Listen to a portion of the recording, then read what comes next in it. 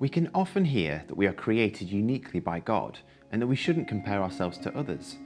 This is absolutely true, but how frequently do we judge ourselves based on other people's behaviour? As fathers, it can happen easily. We can find ourselves looking at other dads and asking, have I done this right? Or am I doing a good job? One area that is especially difficult is comparing ourselves with our own fathers.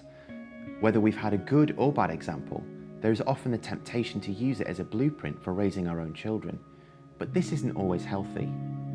In Psalm 139, it says that we are fearfully and wonderfully made, and this includes the way we raise our kids. It doesn't mean that we shouldn't heed good advice or that we should stubbornly stick to the way we've always done things, but it does mean that we can trust our own God-given instincts in order to parent effectively. God has ordained you to be a parent. He has given you all the skills, resources and instincts to do this well and to raise children who are God-fearing, people-loving human beings who will do their best to raise the next generation. As a parenting team, you have the responsibility but also the opportunity to bring up your children in a way that is unique to you. Taking inspiration from other parents, including your own, is good and healthy, but be sure to be guided by God in making decisions. When your daughter reaches up for you, she wants you to embrace her because you're her safe person. When your son wants to play fight, he knows you won't intentionally hurt him. They aren't waiting for you to read a manual on how to deal with them. They're waiting for you to be active in their lives. That's the best kind of parenting.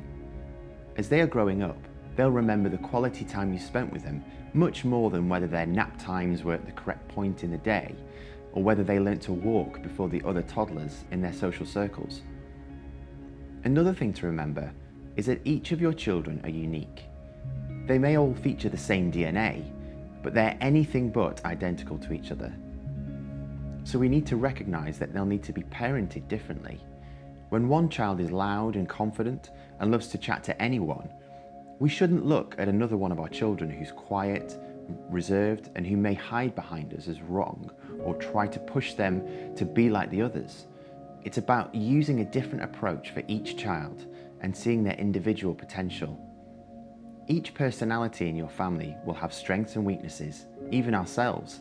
It's our job to discover the potential in each of our children. Seeking advice and reading books are not wrong to do, but remember that God has already given you everything you need to do this well.